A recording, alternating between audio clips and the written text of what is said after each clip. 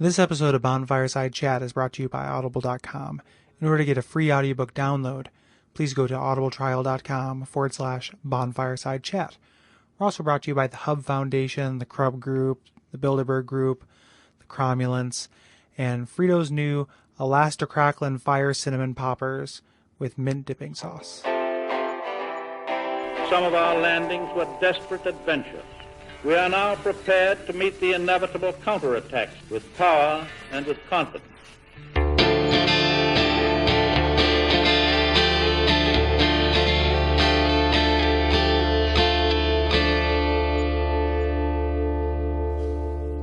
My name is Gary Butterfield. My name is Kole Ross. And I'm Jeremy Greer. And you're listening to Bonfireside Chat. It is an undead favorite. And this week we are talking about World 3-1 of Demon's Souls, the beginning of the Tower of Latria.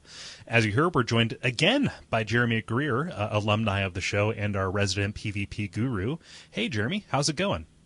Going very well. How are you guys doing tonight? Good. Doing good. You're acting like we didn't just talk for a half hour before this. No, that's good. It's good technique. Like, he's setting up for the audience. Okay, cool. Yeah. Wait, I forget how this works. No. Yeah, you're breaking the third wall. Yeah.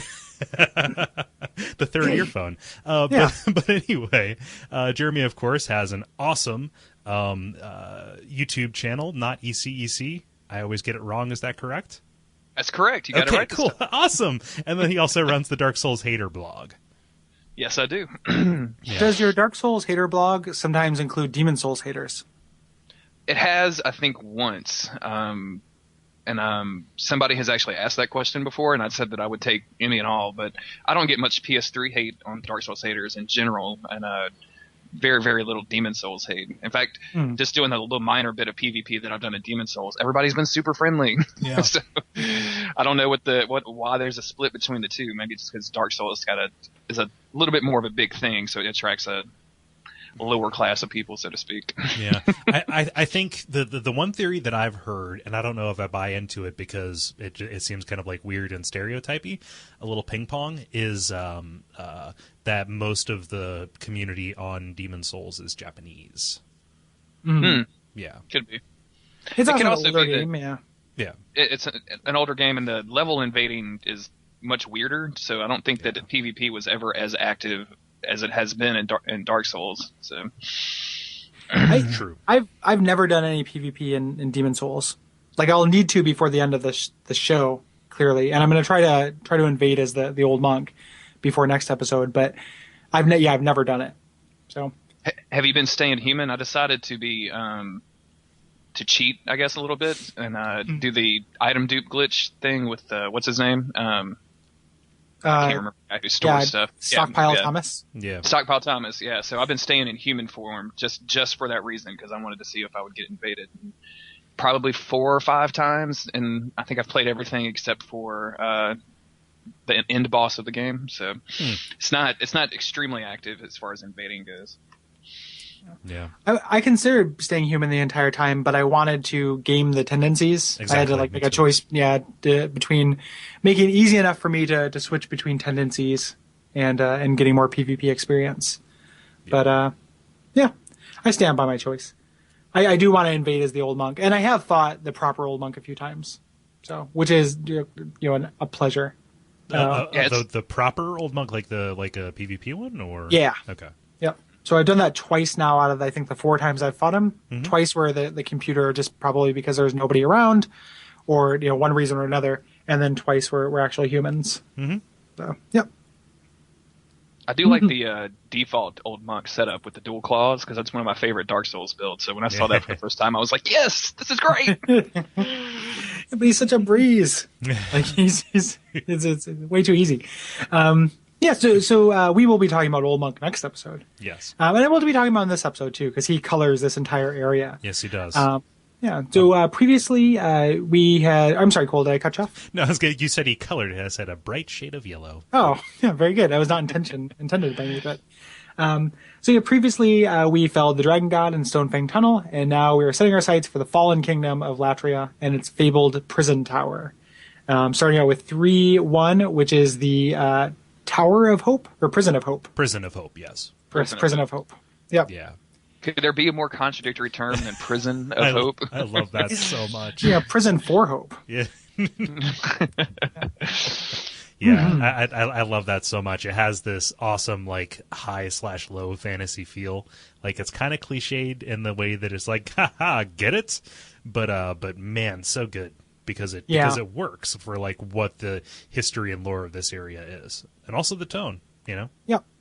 Which is also, we should note, and we'll talk about it several times, like these episodes have been a little bit lore bereft, but if there's a concentration of lore in Demon Souls, it's this world.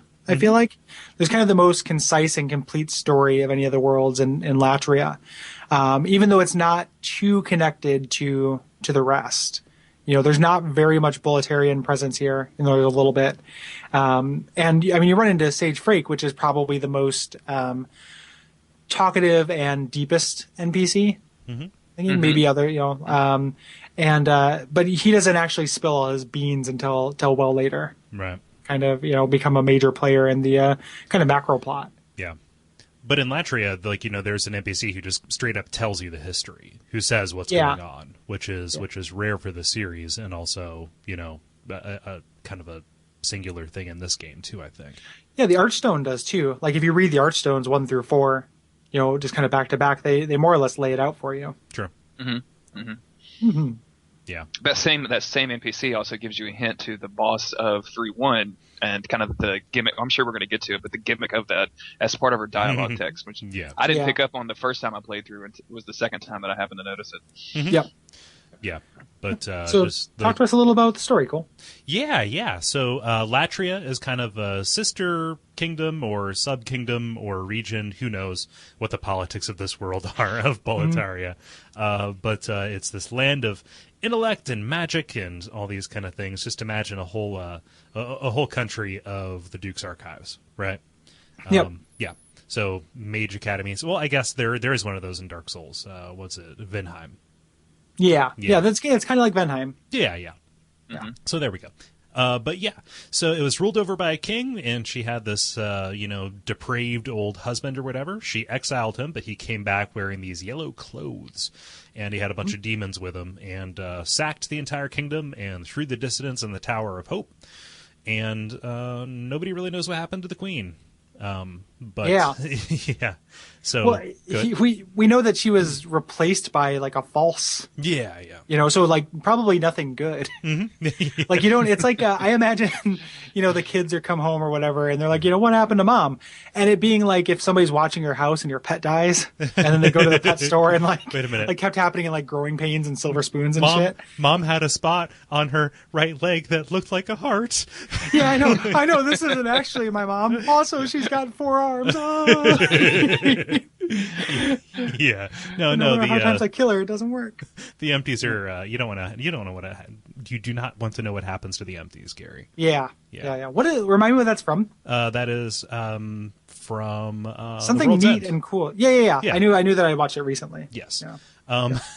But it's interesting that you mentioned that, because I love the way that this works. So instead of just killing these people to harvest their souls, they are trying to temper them in sorrow by putting them in the prison and saying, hey, if you can get out, you get redemption.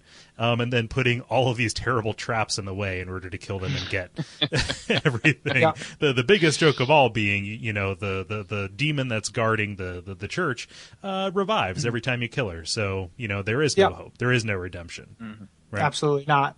Yeah. And the best thing about it is that it works really well. Like, I think this is the one area in the game where you find the most NPCs that talk to you back and forth, and they're all like trapped somehow.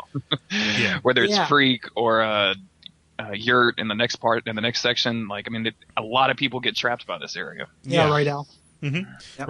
Rydell, who you hear shouting, "Help me! Somebody help me!" throughout all of the level until you rescue him. Yeah, or he does that, and then he clears his throat in a real serious way. Otherwise, he like Hagar's out from Colossus's. Yeah, but like sonically, this is the most interesting of the levels, I think, because you have dude screaming, "Help me! For the love of God, help me!" You have creepy singing lady who's summoning a moonlight butterfly, I think. Yeah, we'll get to her in a moment. Yeah, I wanted to teach her another note.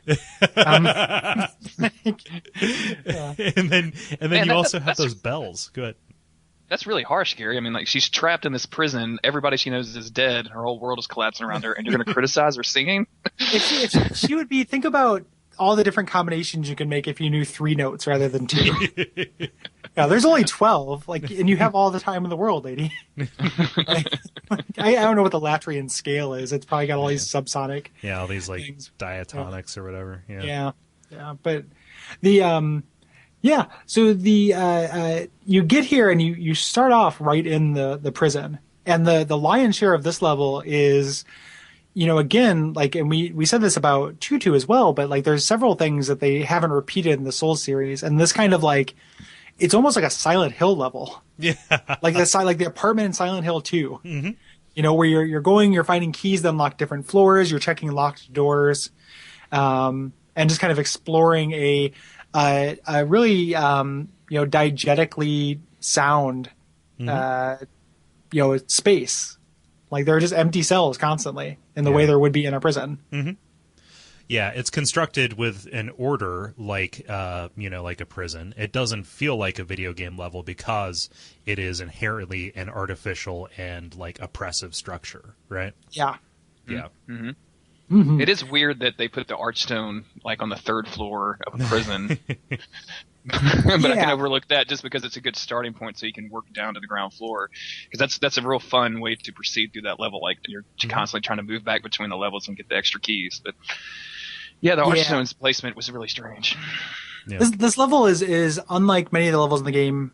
Is not you end up spending a lot of time traversing it, but you do tons of backtracking. Yeah, which doesn't happen elsewhere really. Right. A little bit too, but.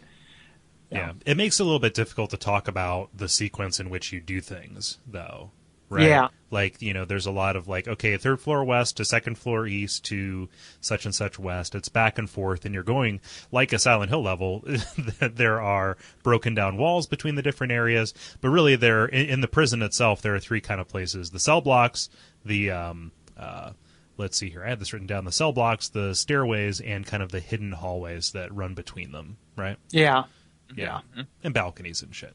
But yeah, balconies and little kind of side. There's a lot of variety to it. You're just going to spend a lot of time walking by closed cells. Mm-hmm. Which, a pro tip for those is once you open those doors, you can't close them. Mm-hmm. And it is useful to, unless there's something in there you want, and you can see it from outside almost every time, don't open them.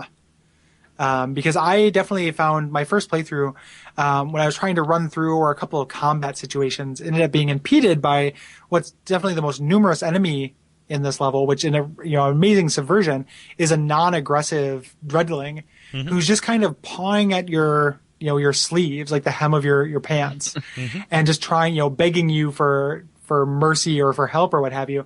But they still can hinder your progress, if you're running somewhere. Yeah. So in my first run through, I died a couple times fighting the mind flayers, the more aggressive enemies, because I had opened up a door, let one of these guys out who was now wandering out in front of his cage and got in my way. Yeah. So which is really cool. Just this poor guy, just hindering your progress without being outright aggressive in any way. Yeah. And then you have these hordes, some of which are aggressive, hidden in among them. Right. Yeah. Yep. And some of which even have weapons. Some of them are armed, some of them are not. It's a real good mixture of kind of enemy types and enemy behavior, all in one really small area. Mm-hmm. Yep. Yeah, it makes you real paranoid because they can come up out of nowhere too. Yeah, or reach out between the bars of the cell. I've gotten stabbed while they can running by once. Yeah. Had no idea. Mm-hmm. Huh. Yep. It doesn't do very much damage, but it's just meant to startle you. Yeah. They throw flaming toilet paper at you. Yeah, Attica. I'm playing a female character, so that one scene in Silence of the Lambs. Quit referencing that. I'm tired of putting that in show notes. Sorry, it's so gross. Sorry. Have I done that before? Yeah, okay. That's definitely been in our show notes before. Okay, I'm sorry. I can just imagine someone finding Gary's search history and why does he keep looking up YouTube videos of that one scene? Why is he constantly watching the ejaculation throwing scene from Silence of the Lambs? It made an impression on me. I watched it when I was way too young. Yeah, it made an impression on me as well. Sorry. Yeah, but it is gross. Yep, it is. And luckily, dreadlings don't have working dicks. Yeah. So they pretty much just have Yeah, Not yeah, going to the war. yeah. They're not Penumbra bad guys. So yeah.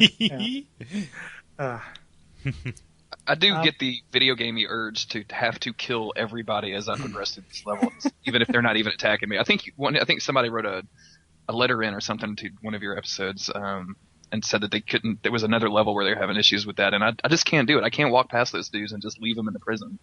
Like, no, man, you've got to die. You give me no souls, and there's no challenge to it, but you have to die. I'm sorry. you're maybe doing them a favor. Like it's like they're not. This is one of those like in the kind of central, Demon Souls thing, which like we'll talk about when we talk about the end. But like part of it is like, is the world worth saving? Like this is a terrible, shitty place, and these people are being fucked over like constantly. And I think that like the fact you could argue that they're not, there's nothing good about them being alive on their end. And I guess if I was trapped in a cage and had to hear and see those weird mind flayers walking around 24/7, I would probably ask for someone to put me out of my misery as well. Yeah. Those guys scared the hell out of me. I'm sure if you asked them real nice, they'd do it for you. Yeah.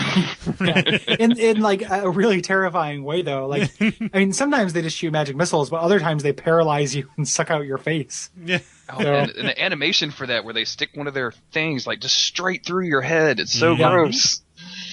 Yeah. And the pose they strike, like just that, arms out and their tentacles up, just bleh. Yeah. Well, even the way they walk, like kind of hunched over like a tonberry. Yeah. A little bit, like just kind of like a doddering old man in robes, like wandering around the prison. Mm-hmm. I mentioned it tons of times, but that bell that they make, which every time I hear that as a text tone, like gives me a little bit of anxiety. Is I tend to think of it as like a signal, or like you just kind of hear it randomly, and it's kind of like an all is well. Like this is what they're doing to communicate with each other. Yeah. Kind of like check in. If this were a tabletop game, you'd have to take one of the bells and check in with it, which I should steal for a tabletop game because it's cool. Yeah. Yeah. They don't really work by sight, right? It's only when they hear you coming that they get aggressive towards you. Is that correct? The Thieves' Ring is really, really useful here. It's useful throughout the game, but I find it is. I find the most purchase with it in this and 5.2. They can see you. I definitely walked around a corner and had one rush towards me. Oh, okay. But I think they can hear you as well. Yeah, they're not blind. But the Thieves' Ring, like once you get it, it's hard to justify taking it off. Yeah. Like it's so huge. I don't know if you guys saw it, but Vatavidya put out this is a kind of a digression, but put out a YouTube today where he's been highlighting Dark Souls mods. And I guess there's one that increases enemy aggression. That looks awesome. Like enemies, aggro at a much higher distance, and then they're on you can't run away from them.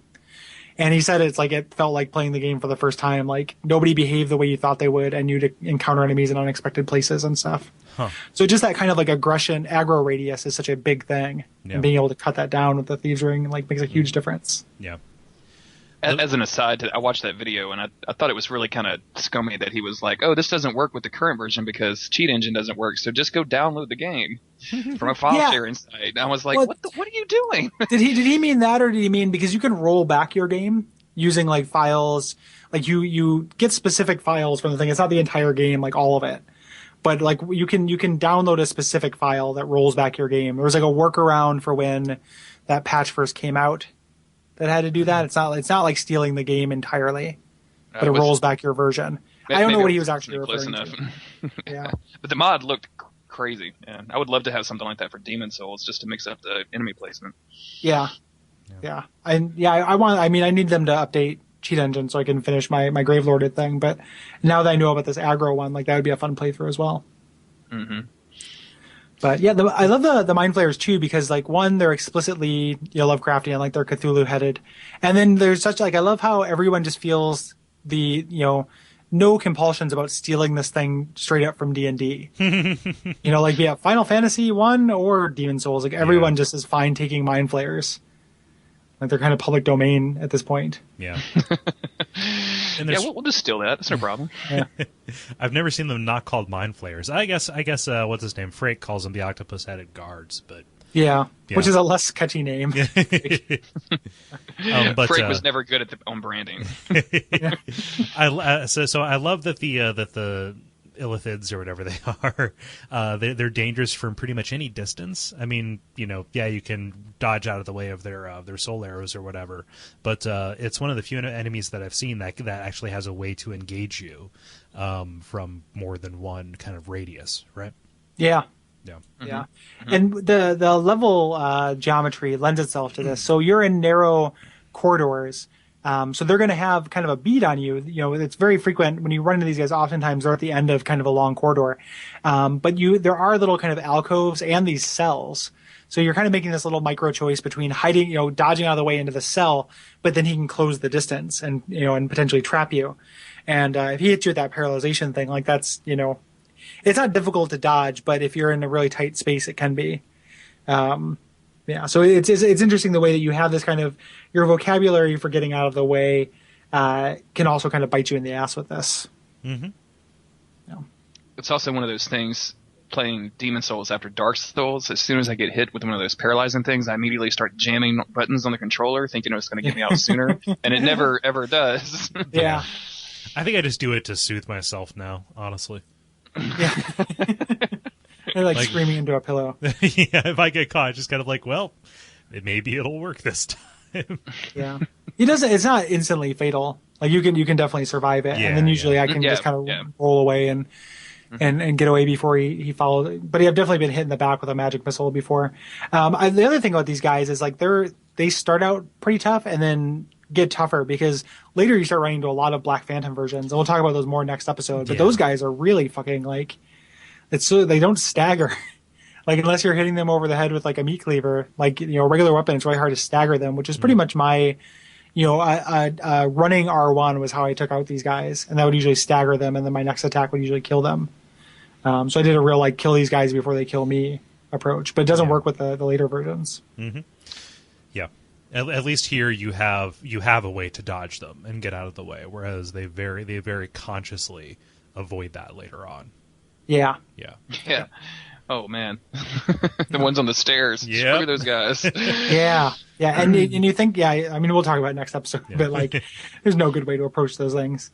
So we talked about it a little bit, but you run into your merchant for the level. You start hearing this singing, and it's just these two notes, like not necessarily concordant notes, just kind of back and forth forever. Yeah. And then you eventually find her in a cell, the once royal mistress, who just I love her stopping singing when you come in. It's like, oh, Oh, you're here? I'm sorry. Oh, I didn't see you come. Hello, but she's nonplussed at all. Like, hello, I was once a royal mistress. Perhaps you'd like some of my wares. She's just very genial right off the bat. I always imagine the player character going, "Hey, what's up with the singing?" and her just responding to something like you didn't even ask the question, just like, "Yeah, I was a royal mistress." Yeah. Here's the history of the land. No, what was up with the singing? Oh, no, let me tell you about this dude and his wife. or she looks away and then looks back and goes, "Oh." I said it before, but I'll say it again. She's summoning moonlit butterflies. Yeah. Well, she's like, there's something weird going on with her too. Is she wearing like a mask or something, or just like tons of makeup, like Marie Antoinette makeup? I think it's a mask. I think it's like a masquerade mask kind of thing. Yeah, super creepy. Yeah. Oh yeah, I had the wiki page pulled up, and the image is kind of small, but that's really bizarre. Yeah, she's suffering from spooky face. I'm sorry, it's fatal. Yeah. Terminal spooky face. Yeah. But yeah, so she's essentially, and she's also like more than a lot of the other merchants you found, which is kind of sell you things. Like she gives you a lot of useful information and backstory. It kind of tells you what we laid out about their, being a once kind of benevolent queen and the king coming back. Initially, like I thought she was the queen, but she refers to the queen as another. So. Yeah, and the naming is inconsistent. So I've seen her referred to as the former royal's mistress as well, something like that. But I think that leads me to believe that the royal class comes from Blatria. Yeah. Yeah. Like you mean like the royals? Yeah. Because you find the sorcerers. Like you find his kit, you find his armor and stuff. Yeah. Is where you find that. Don't you find the silver. and the It's hero. coronet or whatever. Yeah. Yeah. Yeah. Yeah, for sure. Yeah, that's where definitely where the royal comes from. Yeah. Yeah, and kind of most importantly, if you're exhausting her dialogue options, she talks about the kind of false queen at the end of the level and that she cannot die. So that's your explicit hint about the twist of this boss. Yeah. So it's funny, she is resigned to her fate. She's not one of the people who tried and failed to get out. She knew exactly what was up. Yeah, and she just set up shop. Yeah. Like if I'm ever trapped in a jail, I'm going to start selling wares, practicing my notes. Yeah. 2 of them. Gonna get real good at these two. Yeah. I'm gonna leave this prison with the notes that I brought in, not a single extra. Oh gosh. But there's more zigzagging back and forth after her. I'm not quite sure what order you get to people in. You get a lot of, like, in all the zigzagging, you get a lot of treasure. Oh yeah. In this level, like, you get a lot of armors too. Like, this is where you find like a lot of the light armors in the game. You get like the assassin set, and that royal set, and then also just tons of stuff that supports a magical character. So not just not only just a lot of ore. You'll leave this area with enough ore to get a really, really good crescent weapon. Yeah. Going. Yep. And you also find mercury stone here, right? That's the Yeah. poison upgrade path. Yeah. Yep. Yeah, That which is seems like hard the most to useless upgrade path. gimmick PvP builds. Yeah, Like, I guess. I would love it if it was viable, but and that's so hard to get to because I don't think there's very many things that give you mercury stone.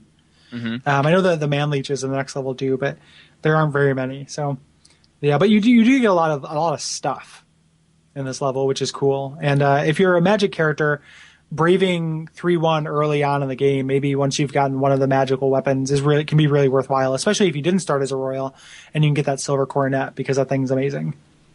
So Yeah. I forget. Is this where you get the fragrant ring too? No, I don't think so. I'm looking it I up know right now. Yeah. She sells the ring of avarice.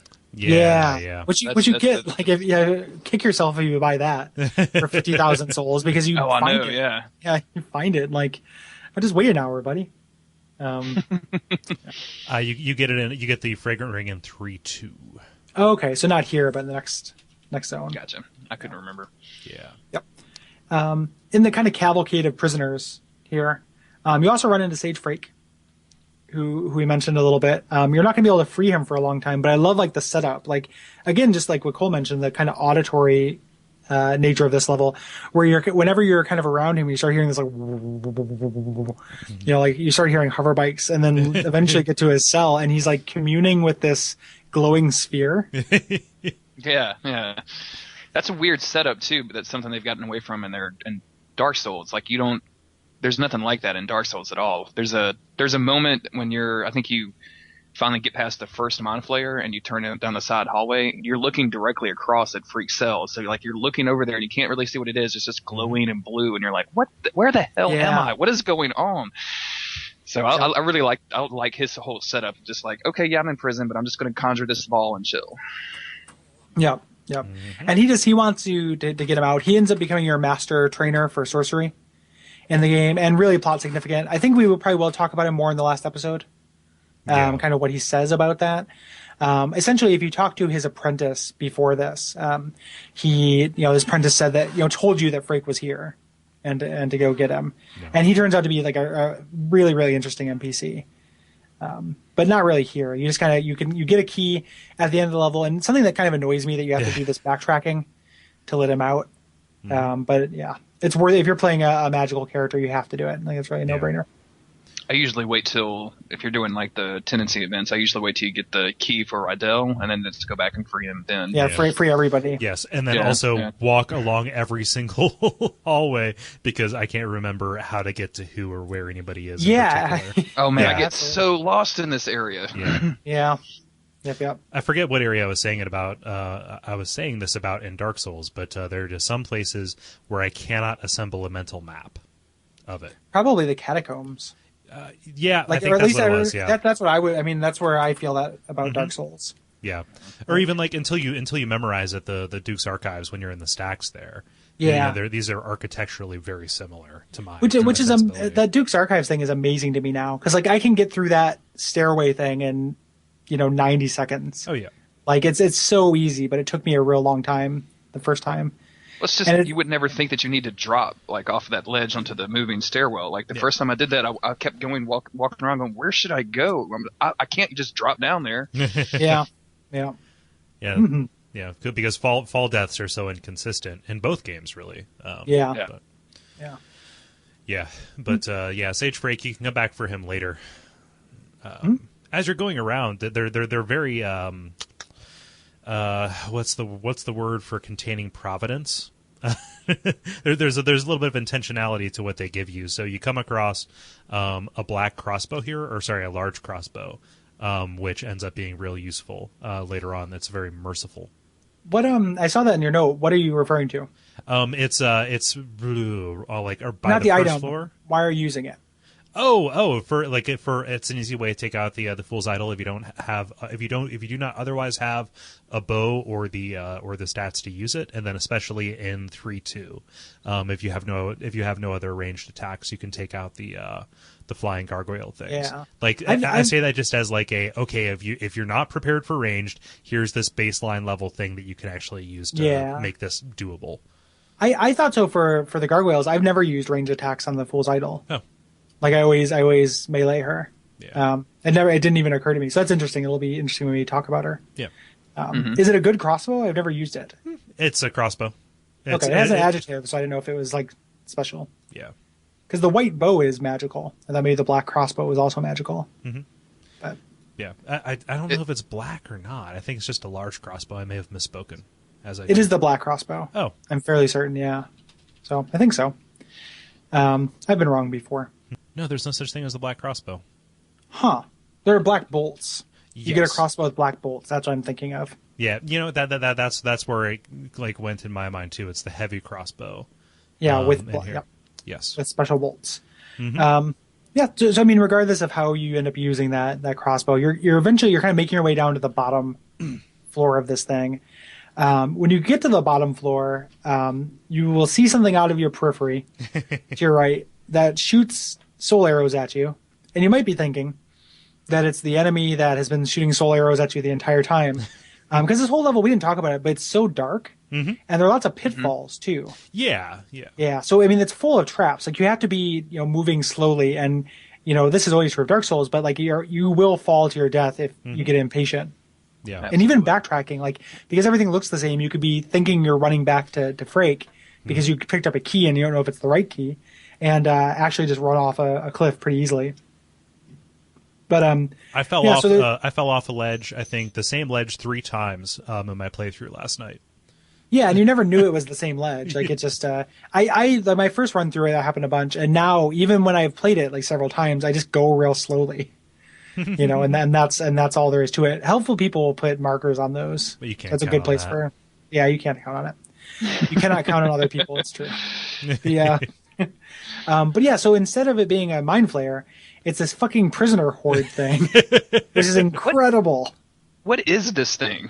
Like, is it just like a melted mass of prisoners and there's like a mind flayer in there shooting soul arrows, or what? It's straight out of Castlevania is what it is. It's that worm thing in the sewer that was like viral on YouTube. That colony of worms. Oh. Do you know what I'm talking about? No, I don't. But I have a very vivid picture in my head. It's one of the most disgusting like YouTubes I've seen. Like they're in a sewer and they're exploring it, and they find this like kind of mass of just kind of goo, like slimy goo, but it reacts to the light. Jesus. Like they bring the light up to it and it winces as a whole. And it's so unnerving. And I guess it's a colony of worms that are all connected and get some kind of fucking rat king thing. And that's what this reminds me of. Like they're essentially the same shape and color. It's just the worm thing was much smaller, but for now. And didn't have swords. And didn't have, that's such a goofy attack. Yeah. That's the attack that's Castlevania-y about it. Also, there's a recurring boss in Castlevania that is a writhing mass of corpses. Yeah, which is called a Grand Floon, which is a Cat's Cradle reference. Yep. Yeah, which is cool. One of the tricks in this when you first fight this guy is that like what you want to do, he doesn't have any maneuverability because he is a giant ball of prisoners. Is kind of get him on the other side of the pillars, but there are tons of prisoners imprisoned in kind of jars behind you, and you'll lock onto them. Which is really frustrating. And again, I just kind of thought of this like, oh, these people don't mean me any harm if I was trying to be a good guy, but I need to kill them because they keep confusing my fucking targeting. So on this playthrough, I ultimately ended up settling for a quality halberd, and I just did the R2 like just wide sweep around me and killed them all in one hit. I was like, everybody plays this club cranium, and then just went and then fought the prisoner thing. Yeah. How great is the halberd in this game, by the way? That's I my primary like it a weapon lot. on this playthrough. Yeah. It took me. I never got into it in Dark Souls, but I'm really enjoying it now. Like it does have a really interesting moveset, but the cool thing is you have such a wide variety with it. Like by two-handing it, you just you have this vertical right in front of you thing, and then you can very easily switch to multiple angles in front of you. Like it takes a little while to get used to, but it's really good. Yeah. Starting as a temple knight it was almost easy mode going to second because that halberd is so powerful. Yeah, it's pretty much I'll talk about it in the next episode, but it's pretty much what made me be able to beat the PvP encounter with the old monk, is because I just had this range advantage on this guy, and with the halberd, and this is the first level where I have my meat cleaver. Oh yeah, Yeah, I love that thing. Yeah. God, that is a great weapon. It's so and you get it so early, and it's so easy to get. Yeah, and that's so good for the mind flayers because if you're doing kill them before they can do anything, it's kind of shock and awe. Running R1 attack with the meat cleaver is just incredible, and it doesn't there's nothing it doesn't stagger, so super good. Yeah, but yeah, so this ball of corpses is not too difficult. You just have to know when you can be safe when it doesn't put all of its swords out of it and start swinging them around. And it's just that's the only one of these you fight. There's one in 3.2. Oh, you're right. I didn't write there into is it one in this time. 3.2. Yeah, there's one in 3.2. But yeah, gross. Yeah, you can just run past this thing too. That's true. Yeah. Yep. Yeah. So and then after you leave this again, like this is where the level you're seeing different shit. You end up on this bridge that leads to the church. Yeah. And this like massive arrow firing, it looks like, and this will be a reference that nobody will get, but in the movie Labyrinth, when they're in the oubliette, there's a thing called the cleaners. Like, do you remember the cleaners? Yeah. Yeah, it's like the swirling just metal spikes and drills and all that thing. And that's what this is. It's like the cleaners. I'd like to dive into why you think the Labyrinth is obscure. I thought the name of that contraption in Labyrinth and that specific scene might be. I don't think Labyrinth is necessarily obscure, but I just didn't know whether anyone would know what I meant if it was like, it's like the cleaners. Okay. Knowing the scene helped. Yeah. Yes. Yeah. But yeah, it's like an arrow version of the cleaners, like shaped like a kind of has like a woman, like a mask at the top, right? Yeah. It's like modeled after the Queen or something. Yeah. It's just I can't imagine any other purpose that this was designed for. And murdering people on the bridge. It's a siege engine that is perfectly shaped to defend this cathedral. I don't know, but yeah. But I love that scene where it's rolled out. Yeah. The music there is really good. I think there's some music for that too, right? I'm not misremembering that, or maybe I'm thinking of. If not, it's a very melodic audio cue. Yeah. It fits the tone of that very well. Yeah, and then the bridge covered in bloody, mangled corpses of people trying to run away. Yeah. Yep. The one dude who attempted to jump off the side. Yeah. Yeah. He has a stone of ephemeral eyes, right? The guy who's off that little bridge. Yeah. Mm-hmm. Yeah. The speedrunners go through this. Like, they don't wait to go in the back way. They dodge past all of the arrows. How? I just found this out yesterday. I have someone in a chat mentioned it, and I was like, "There's no way!" So I had to look it up on YouTube, and it looks really difficult. Yeah. Well, do they do like a lot of stamina damage? Like, it seems like I can block arrows all day, but is that true, or they're just straight up abusing iframes? So they're just literally fast rolling through it, and you get to a point where I think you have to kind of go to and get blocked by one of the ledges so that you can go for this next section, and then you just and that's the funny part of this too, is when you do that, like, they didn't bother boarding up the sides or anything. Like you figure they put like a gate or something, because you could just walk right around it. Yeah. I don't know. I was just wondering if either of you guys had tried blocking the arrows with your shield. Nah. No, I've never tried it. Even though I recognize it would only be like a 4-minute run to get back to that point, I can't be bothered. Yeah, it feels like a risk long it. way. Yeah. I should try that. I'm curious about it. Yeah. But I love the way it looks. I love that they're like, this is where Rydell's corpse is, right? I think it's back in the. I've never done the event. I think it's back like on the second floor. Okay. I thought because so we didn't talk about him, but when you run into him, it's in an interesting intersection of game mechanics and game story, because he's in soul form, trapped in this jail, and desperately wants to get back to his body to get an item. Yeah. Which the only unique thing you get. So if you come and you fight him in Black World Tendency, you get the phosphorescent pole, which has magic regen. Yeah. And the item description on it's interesting because, like, one, it lets us know that Rydell is actually related to the Alliance. So this is a Boletarian nobleman here who's known as Little Allant. So, and he's older than Ostrava. So I'm guessing he's like the king's brother. Yeah. Maybe something like that. Or like, some other royalty. And then he stole the phosphorescent pole from the Sky Witch. I love that. Yeah. I don't really understand what the Sky Witch is. But you don't really need to, because it's a Sky Witch. Like, that says everything you need to know about it. It paints a very clear picture, and that picture is also painted very clearly on the side of a van. Yeah. I haven't read anything that ties it into any lore, like what this could be. There's only one kind of witch in the game, and it's definitely not a Sky Witch. Yeah, all I can think of is like maybe somebody from the Shrine of Storms, or maybe it's like something referring to like a form of the old one, like that flies. Even though, like, I guess Uria is up in a tower. I don't know. It's kind of, but there's nothing tied together with it. So yeah. I don't know what it is, and there's very little else to Rydell. Like, we just know he's the king's brother. Again, the same way, I imagine him on kind of a mission here. Like maybe a diplomatic mission when things went down. Things went to shit. Yeah, he's like the crestfallen warrior in the way that he is, just like the crestfallen warrior is worried about what has happened to his actual body. Rydell really isn't. Like, he's like, yep, it's probably well and good rotted now. Oh well, get this thing back for me. I need that I need that pole. Yeah. Look, I've got the stones. I can get back to human form. I just need the item. Yeah, I just need to get out of the jail. Yeah, I just need to be let out of this cage, human or phantom. Yeah. I guess I can't remember exactly where his.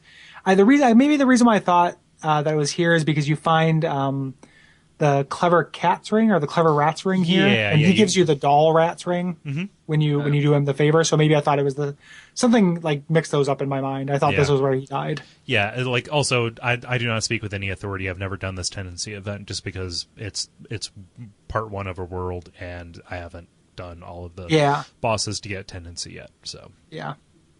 And you'd have to get down to black tendency, which means just murdering yourself like a bunch of times. Yeah, I don't want to do that. There's no fun. You can do that really easily.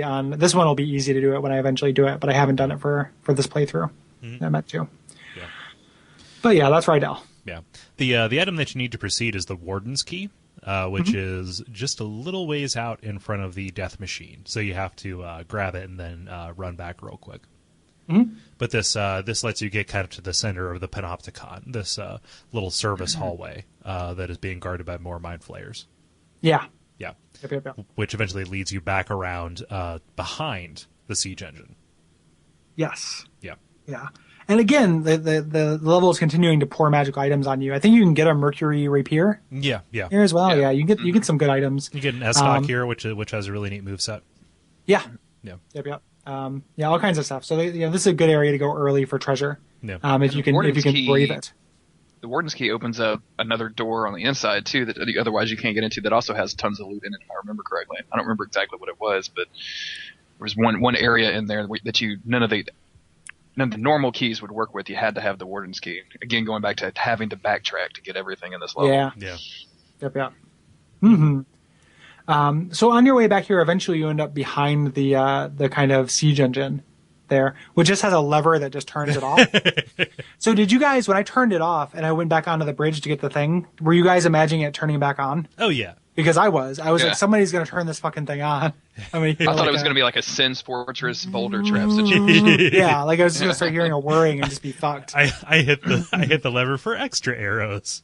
Yeah, exactly. Yes. That thing would be awesome for PvP if you can turn it on and off. Oh, you I can don't know if you can turn it back on or not, but if you could, that'd be fucking amazing. You can do speculative cosplay. What if Patches got to Latria?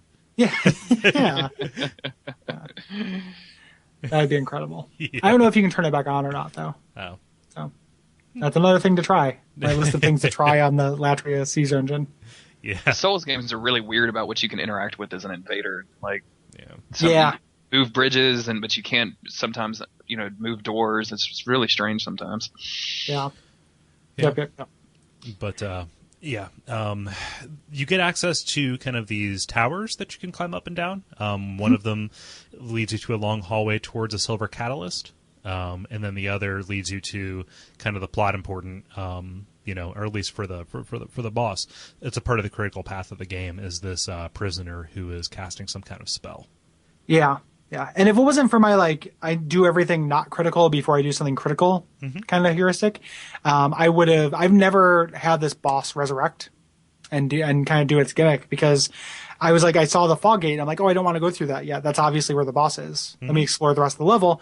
This guy seems like he's lying. People put liar tags all around him. Yeah. But he's just like weaving the spell looking down into the churchyard and just like, oh, I mean no harm. I'm just a simple worshiper. Blah, blah, blah.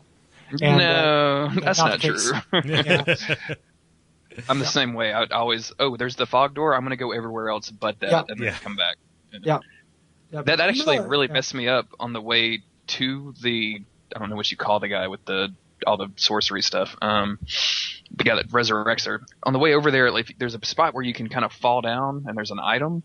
Yeah. And they really screw you right there, because if you're you fall down and you're like, okay, I've got this item and it's something dumb that's not worth falling down, and then you fall down again and you almost lose all of your health, and there's like a black phantom person right there. Ugh. Yeah. I don't know. I think it's some chick with a crossbow. I don't know if there's any kind of history to that, but it got me. My first playthrough, it got me really bad. She's colloquially referred to as the baby nail Black Phantom, and it's because she was a cutscene from Sucker Punch. Yeah. Wait a minute, like the baby nail Black Phantom, that's who you fight on the way up to the. Yeah, that's where Jeremy's talking about. Oh, is it? Okay. Sorry. Yeah, because the two hallways, that one of which leads to the sorcerer or the sorcerer Dregling, there's like a hidden item out one of the windows. You can fall down. Oh, okay. Yeah. Sorry, Yeah. I got a little lost because I didn't do that. Because it's Latria. Well, yeah. Yeah. Isn't she called the baby's nail Black Phantom because she has the baby's nail? Well, I was making a joke. Oh, She's not okay. actually a deleted scene from Sucker Punch. Okay, sorry. Yeah. I think fans do weird things and they become canonical. But that is true. yeah, Zack Snyder hasn't gotten his greasy fingers into the Souls games yet. Ugh. Oh God! Yeah. Please no! Please no! Not even in jest. Not Yeah. even in jest. Good Well, sir. if he did it, there'd be one sequence from the game that was done perfectly. Oh, Because that's what he does in his movies. He adapts things and then does one really amazing sequence that's really, really literal and great, and then misses the tone on a lot of other stuff. yeah. So He would make a really good trailer for a Souls game. And that's absolutely, about or the opening credits would Yeah. be incredible. Yeah, there you go. Those opening credits to Watchmen are so good, Yeah. so good. Yeah. Yeah. But man, fuck some baby nail Black Phantom. Yeah. Yeah. Well, she's got it's interesting. She's got the thieves ring, but it works differently for her. Mm-hmm. She's literally invisible until she gets within range. Yeah. Yeah. Yep, and her weapon causes plague, so Oh, I've always. I did not know that. Really? yeah, Yeah. baby nail causes plague. Yeah. How'd you get hit? Weren't you shielding up? I was shielding up, but it happens. She got behind you. Yeah. Well, it was in my first playthrough mostly. This time I was fine. I ran as you do. I ran up with my meat cleaver and then just knocked her down and then killed her. I feel weird saying that. I two-tapped her, right? Yeah. That doesn't sound weird. That doesn't sound weird at all. Yeah. I just two-tapped her. Am I right, bros? High fives. Yeah, that's what the special forces call it when you Yeah. plug them 2 times and then they're done. You're sure, right? Double tap. Yeah. I don't Yeah. think I've talked about it since you haven't got to 5 yet, but that's the one of my favorite things about Dark Souls is when you catch the plague and the big message appears. It just says, "You got the plague." Welcome to the world of plague. Yeah. God. There's like, I think I can't remember if I've referenced it in the show before, but one of my favorite moments in Final Fantasy IX is you're searching around for Zodiac stones, and you kind of do it by clicking around in the background. And eventually in one little village, you're in the rubble outside the village, and you're just kind of clicking around, and you click, and the message just comes up and goes, "You got cancer." Because you picked up the cancer Zodiac stone. Yeah. Oh, well, shit. This story took a weird turn. Yeah, Zidane! a very long side quest. Yeah. So that's how Garnet gets her third hairstyle. Yeah. From then on out, it just turns into Breaking Bad, the video game. Yeah, Zidane's got to provide for Quina because she fucking eats and eats. So. Oh man, Mm-hmm. that's pretty good. But yeah, Baby Blacknail Phantom. What? Yeah. The trick to her is actually waiting for her to fire because her reload takes a long time. Mm. Yeah. So you can usually get in a backstab. Yeah. There. Yeah. Speaking of afflictions, status effects, we never really talked about it, but the prisoners who hide out in the Iron Maidens, which are the closest analog to treasure chests that you have in this game, and those ones being the closest analog to a mimic. Yeah. Yeah. Yeah. They poison you, and it's really shitty because I didn't have any lotuses at this point, and yeah, Well, it's interesting. Like you get lotuses like crazy in this level, like because the Dreglings drop them. Oh, yeah. I found like that's the one like mechanical benefit to killing Dreglings is they have a pretty high drop rate for the different lotuses. Oh. You get soldiers and the other one. The only stuff that I get with any regularity here is spice, and I think that a couple of people have written in asking us to make jokes about it being Old Spice. There is Old Spice. There is Old They're Spice. not Dune fans. I was immediately going to Dune, so. Yeah. I think they're fans of popular P&G brands.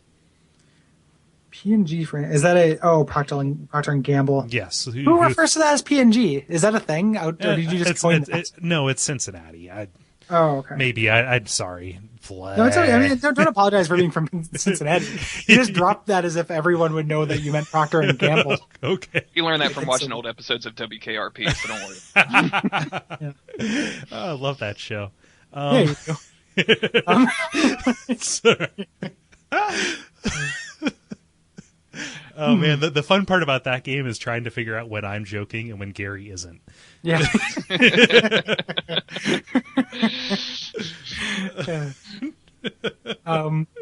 Yeah, WKRP in Cincinnati is fine. There's no shame there. Yeah. So you get past Baby Blacknail Phantom. What? Mm-hmm. Sorry. And then you go in. Well, we didn't really talk about it, but the run up to this is amazing. Oh yeah. The way that church looks from the outside, like that's an awesome view. Like this thing Fantastic, is like architecture and stuff. Yeah, and the architecture in general is really great in this level. Like I love the end of this zone as well. The 3-3 room is one of my favorite set pieces in any of the Souls games. But yeah, this church just looks really amazing and intimidating. And you go in and you fight the Fool's Idol, which is the pinwheel of Demon Souls bosses. Yeah. In many ways.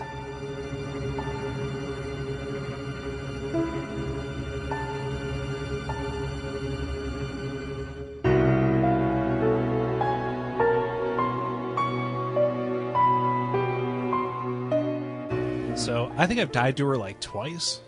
So I just want to get that out. I don't know if I should be ashamed of that or not, but No, the paralysis traps I think are tricky. Yeah. Yeah, even as because my first playthrough, the first time I fought her was with the Royal, so I was doing all sorcery, which is kind of like easy mode Demon Souls. Yeah. Even then, until you kind of figure out where those traps spring, like it's really easy to get caught in one and get, especially if you don't have a lot of vit or a lot of vitality, it's really bad. Yeah. Yeah. So, like the first time I played, I was Royal as well. I never ventured out into the pews. I never got out into the benches where the worshippers were. I just kind of stayed around the periphery and then just ran to whichever version of this 4-armed lady was shooting the biggest soul ray. Yeah. She's like when she comes in, I really like her like lowering down to the the ground. Absolutely. And then her kind of like giggles when she's fighting you. But it all in all, it's like it's a really relaxed boss fight. Yeah. I mean, even Like the music is not Yeah. insistent at all. Yeah. And she's not not very aggressive, and the you do have a lot of safe zones in this level. The first time I did the royal method, I feel like, but I also still ended up meleeing her a little bit. And the trick, I mean, she's harder than Pinwheel because you can't literally kill her in one go unless you have a really strong weapon. But she's trying to tempt you into approaching her on her grounds because of these paralysis traps, and because of this, the geography, both like organic and not. So, the pews are in the way, and then the worshippers, which don't do anything really to hinder you other than just be there. Yeah. And kind of act as human closets, human armoires in your way. I love the trick to them. They will always point to the true false idol. Yeah. Yeah. And kind of worship it. So, that's great. And so you might be tempted to clear them out because they are this impediment, but you can get a mechanical benefit from them. But I tend to would take my breaks to heal up and everything, but I would just make my way towards one of them, avoiding the traps on the floor, and then just kind of smack her around a whole bunch. Like, she does a lot of damage, but if you not enough to usually kill me in one hit. Like, I can usually survive a couple of hits. So just run up and slash her up. Mm-hmm. And that does it. Like, she is pretty easy. Yeah. This is probably my favorite track in the soundtrack as well. Like the boss music in this area is just fantastic. Like, I can listen to it over and over again. Yeah. It's real good. And we brought it up a couple times, but the boss, like the music in Demon Souls is so good. Yeah. Yeah. Yeah. A huge amount of variety. Yeah. Yeah. Yeah, just different modes, other moods, other than just like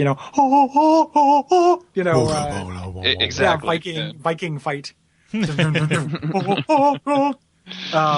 lot of just like different things they're trying to make you feel, and this is a really like morally queasy, really abhorrent kind of situation they have going on here. Like, this is a really evil act in this game, like having these poor dreadlings like worship this thing that's just kind of designed to that's false, like setting up and taking advantage of these people's religion. Yeah. Real gross. Mm-hmm. So in theory, and I don't want to get too much into 5.2 because I know you guys are doing, or excuse me, 3.2 for the next episode, but in theory, they're making these people worship this false idol in order to somehow feed the kind of central beating heart of 3.2. Like, is that, I know there's no real lore to support it, but like it kind of, otherwise why would they be going through all of this trouble, I guess, to set up a false idol and to get all these worshipers in here? So I was kind of curious to hear your thoughts on that.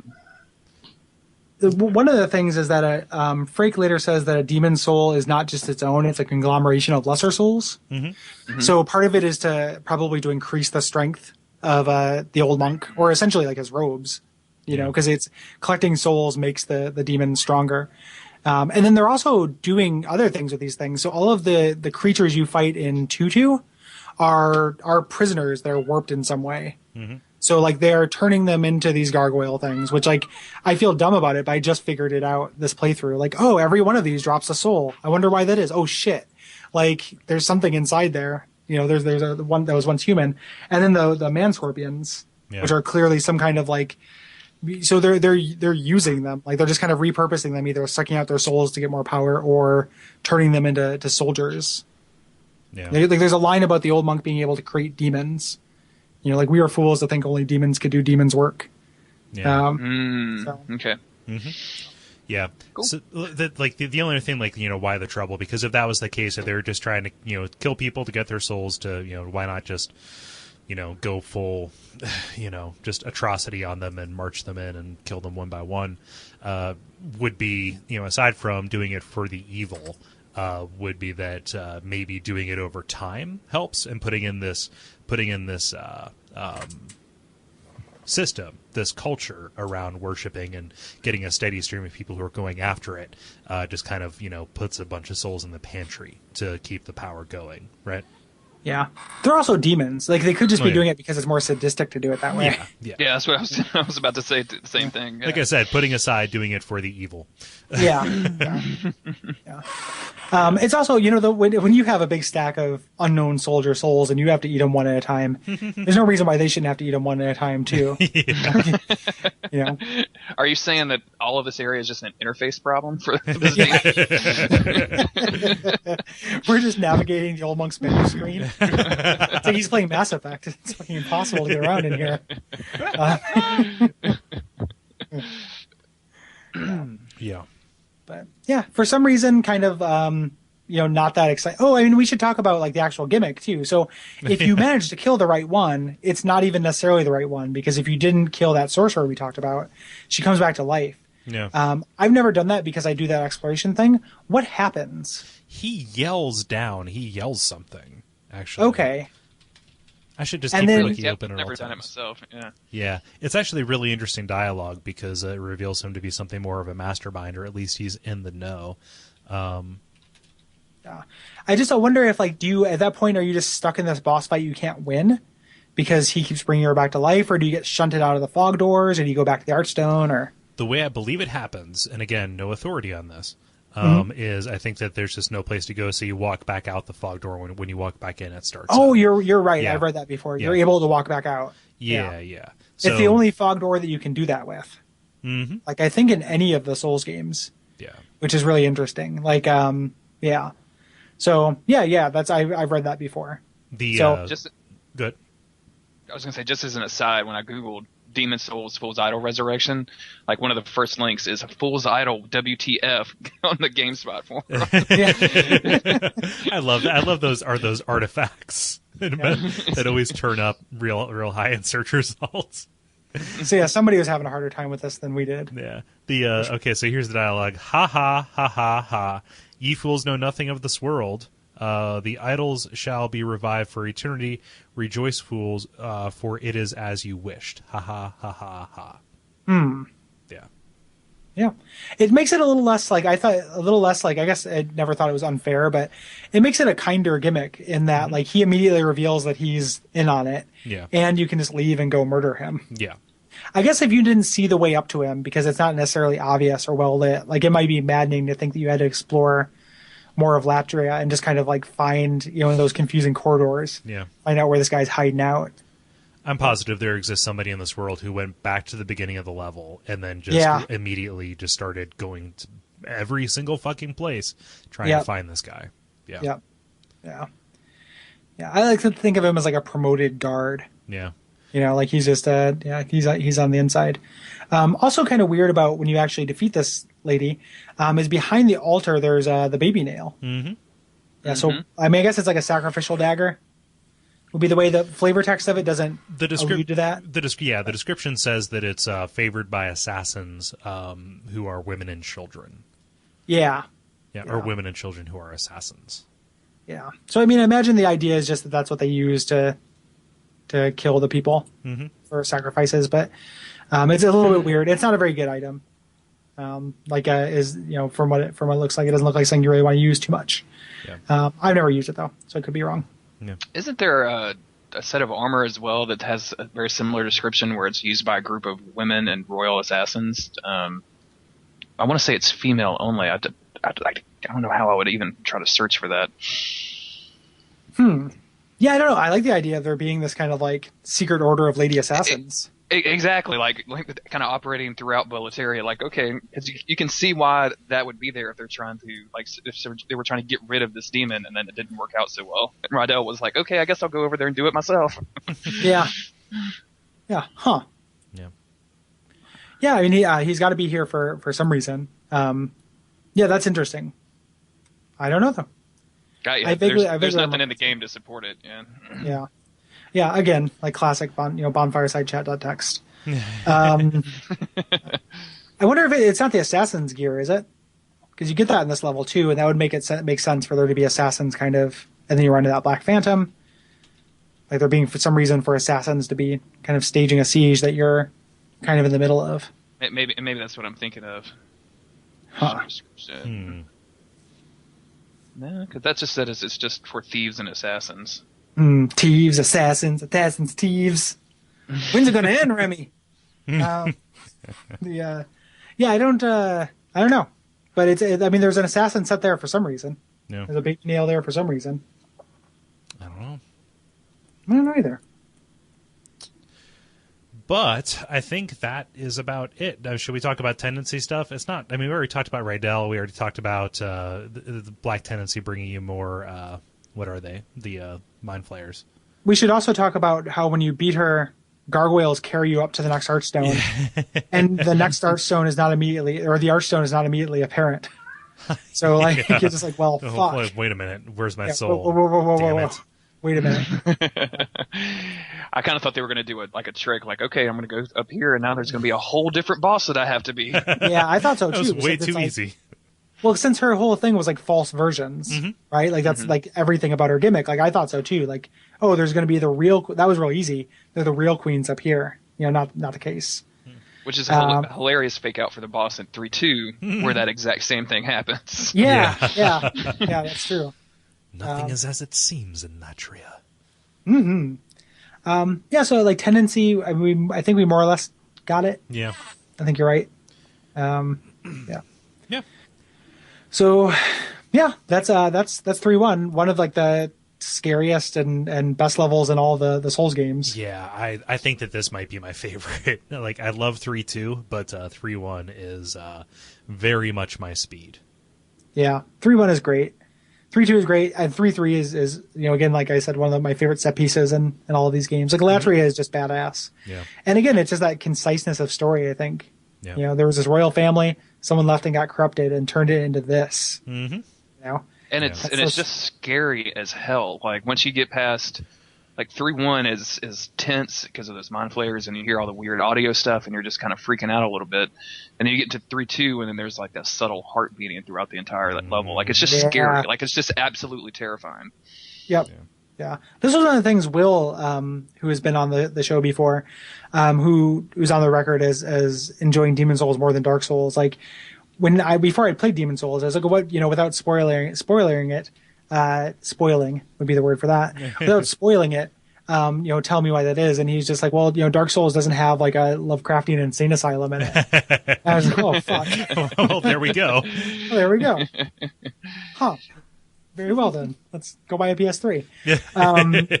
But yeah, like Latria is so badass, and like this stage like sets the tone so well. It's the first like I love Boletaria a lot, but it feels more gamey, and it's a real world kind of setting. And then you know Stonefang is mines, like there's dragons and lava, but this is the first this is a real Hail Mary. Like I can't think of another environment in a game that's like 3-2. Yeah. You know? Me either. Like it's just batshit insane. Yeah. So good. Screw it. Let's just do episode 3-2 right now. Okay, Let's go. starting up. My name is Gary Butterfield. My name is Kole Ross. And I'm Jeremy Greer. And we're so sorry, Murph.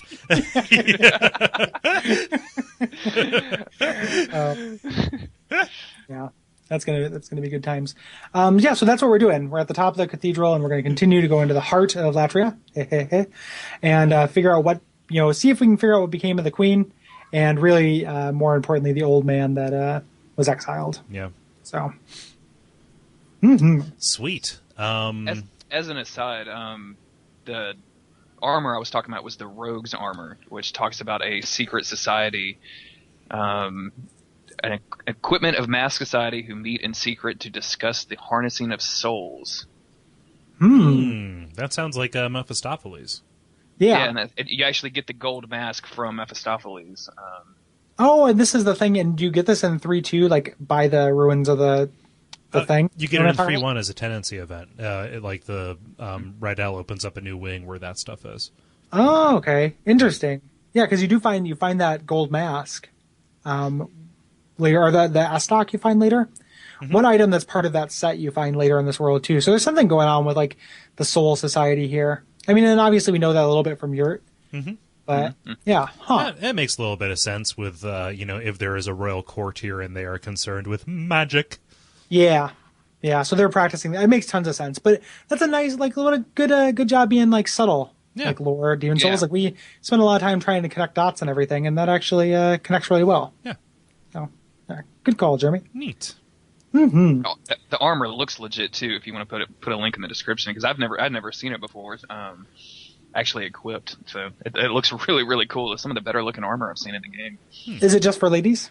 It's just for the ladies. I need to get that then. The link will be just for the ladies too, Cole. Set up a gender wall. Take that test where you have to discern colors from the other. Yeah, exactly. Yeah.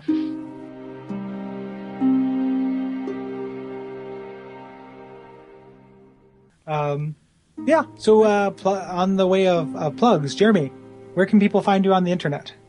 The YouTube page is, as Cole mentioned earlier, not ECEC, youtube.com/notecec. That's where I post funny and weird and dumb Dark Souls videos.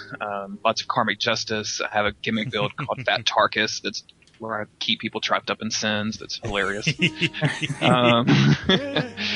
Nothing like a 20-minute invasion to really make people so you hate them. And then I run the Tumblr, darksoulshaters.tumblr.com, which collects hate mail from the Soul series. I've because of some personal issues, I haven't been as active on that, but there's at least one post every single day.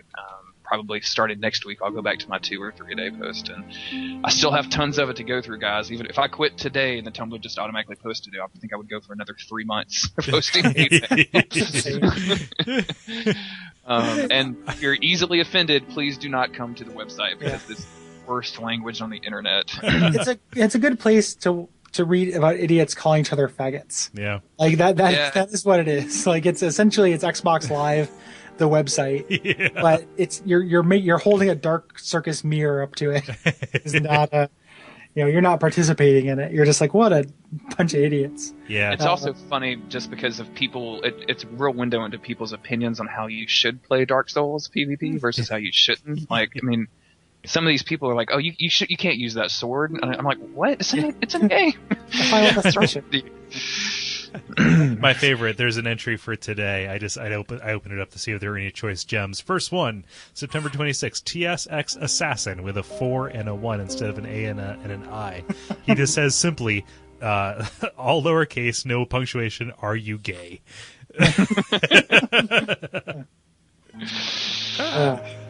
Yeah. So apparently there's in some of these people's minds, there's some kind of connection between your sexual orientation and how well you play Dark Souls. Like, what a weird prejudice. Yeah. Oh, go down to Night Ray 45's, where he says, "That's your new tag, fag. It's me, the fag loser." And I'm like, what is that? This doesn't even make good sense. Yeah, parse that out. This doesn't mean that much of anything, but the avatar is a lady. Huh. Yeah, that doesn't. Believe me when I say that does not mean anything. Okay, all right. I bet you that there are statistically insignificant numbers of ladies who have called people a fag on the internet. Yeah. Like, it's probably happened once in the history of time, but like it's not, on Xbox Live, it probably hasn't happened that often. For as little credit as I give men in general, I give less credit to humanity as a whole. I think it happens pretty often. Yeah, exactly. So. Definitely go to those places. Mm-hmm. I run a Tumblr called Spooky. Me and Cole contributes. SpookySkeletonPics.tumblr.com. There are 2 companion Tumblrs now. There's CoolWizardPics.tumblr.com and StarcravingSlad.tumblr.com. Your source for slad-ass slads, which probably isn't as sustainable as. But I saw the Wikipedia. I was doing a pretty frequent thing where I'm looking at the Wikipedia entry for Dungeons and Dragons monsters, and just in general. And the picture of the slad is so good, and I was just like, this guy's slad ass. And then it just kind of went from there. So love slads, love wizards, love skeletons. Please contribute to those blogs if you have some choice picks. Yeah. No, share them. We need to get all of them. Yeah, eventually I probably will have every picture of a slad on the internet up on there because there aren't that many. And then you just print out the whole site and send it to the Library of Congress? Yeah. My work here is done. All under slad. It's going to be the new thriller with Catherine Zeta-Jones and Denzel Washington. What do you mean we had to file under slad? What's this mean? Get the files. Does this have a Kickstarter page? I'm all in. Yes. I could really fucking penny arcade it and do a Kickstarter for $5 since I already afford to do it. And Oh then yeah. I'll stretch goals like a douchebag. Jesus. Hey, we got a hot dog stand in Alabama funded, okay? Yeah. So. Oh man. But there's also pod stuff Oh, that we. yeah. That's why I talk about them tumblers. Yeah. Duckfeed.tv is the podcast network that you're listening to this stuff from. There are plenty of shows. Watch out for Fireballs, Abject Suffering, and The Level for video game stuff. And then for comedy stuff, you can listen to The Pitch, which is wrapping up. And then also, so get in now. Listen to the backstory. Pilot Season, which is a variety show, and Those Damn Ross Kids, which is a comedy show with Kole and his brother. Mm-hmm. That's coming back soon. Don't worry. Yeah, but the archives are evergreen. Yes. So go back in. Like somebody, stabbing somebody in the eye with a dildo in Florida, like isn't the kind of thing that has a shelf date. Yeah. So just go find an old one, and something terrible will happen in Florida. And Something terrible is happening everywhere. yeah, right now in Florida, somebody is doing something with something you're not supposed to, and it's going to end up on a Google alert tomorrow. Are you still compiling stuff, Kole, while you guys are on hiatus? Yeah. Do you have like a ridiculous folder of just, I've got a text file. Don't worry. Yeah. Okay. Don't worry about it. Don't worry about it. We're good. Yeah. So I think that's network stuff. Ratings, reviews on iTunes, the stuff. That's the currency. That's what we go by. You can like us on Facebook. It's facebook.com/bonfiresidechat. We have a lively discussion happening there, recently around Dark Souls 2, et cetera, et cetera. And good. By way of actual currency, if you go to duckfeed.tv/tipjar, you can use the Amazon link. You can buy some stuff on the store. There's all kinds of stuff you can do to actually fiscally support the show, which is not free for us. So it's every little bit of that counts. Yeah.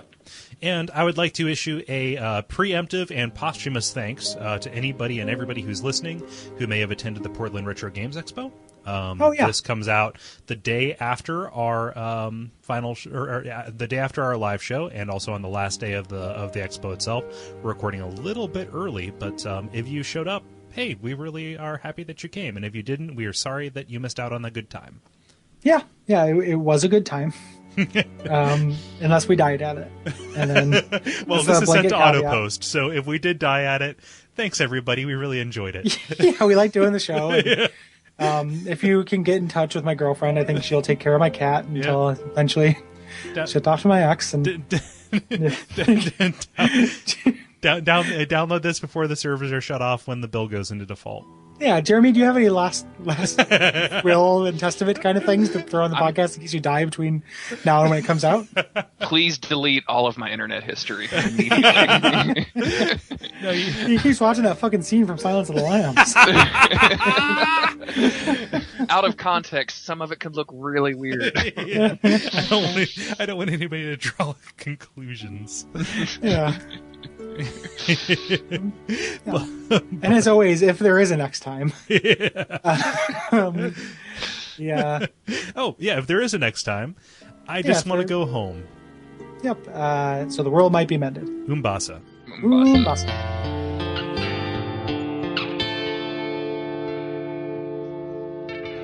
And we all pray that we will have far more soon.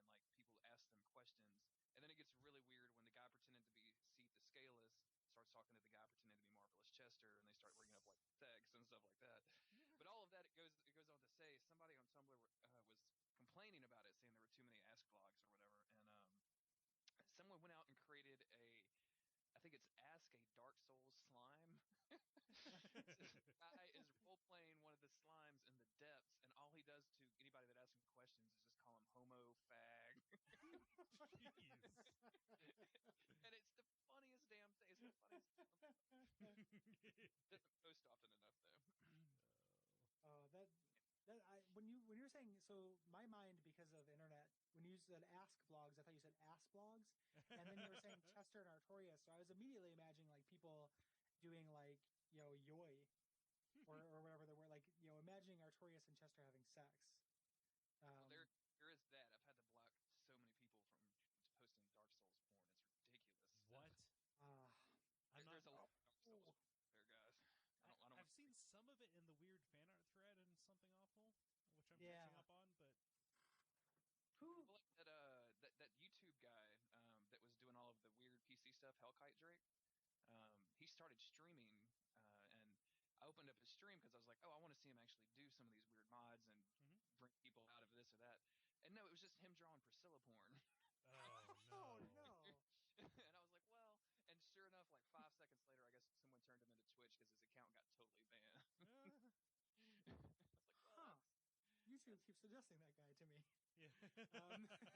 he makes good videos and music, and he's the one responsible for a lot of Vati videos where the camera's so pulled out and cinematic and stuff. That's all he's doing. Huh. Yeah, Priscilla porn. But yeah, he got caught with Priscilla porn. Cold busted. Yeah, yeah, yeah, huh? It's hard, the mood of Dark Souls and everything makes it seem very difficult for me to get an erection. I don't know if it's just me, guys, but I don't like nothing about these games makes me turgid at all. I don't know. That female-ended merchant is just throwing herself at you through those bars. I want to see if the moss matches the. if the moss matches the moss on top of her head. Yeah.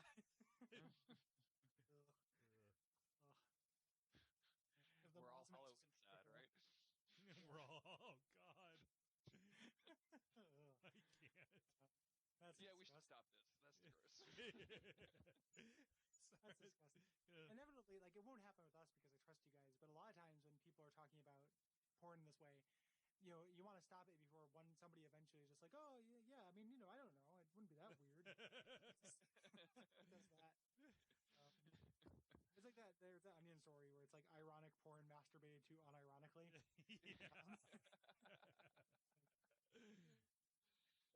that's really gross. I don't get into, like, not even I don't even understand the concept of sexualizing, like, video game characters at all. Like, I've never... No. I don't want them sexualized even within game. Like, I don't even want them to have big, exposed breast. Yeah. Like, sex doesn't... I don't want it in my video games, like, in any way. Unless it's Silent Hill 2 sex. Yeah. Like, that's the only thing I want, is to feel uncomfortable and dirty about ever having an erection. And, like, that's the only thing I want from a video game. I think the best opinion I've ever read about that is just the kind of person who would do that doesn't really have an awful lot of connection to other people or, just in general, any romantic prospects, really. And in turn, they turn that energy towards, like, well, I got to masturbate to something, and and it's not out there, so I have to make it. Yeah. So then taking that and then making it, because these are the characters, because people are just characters that I know, and I can also control and make them do what I want. We talked about that a little bit in that pilot season, about the PAX personal ads. Yeah. Like, there just being, like, something socially wrong with you and not being able to interact with normal human beings, like if you're getting these giant Cortana boners. Yeah. That's a sad note. So weird. Yeah. Yeah, it makes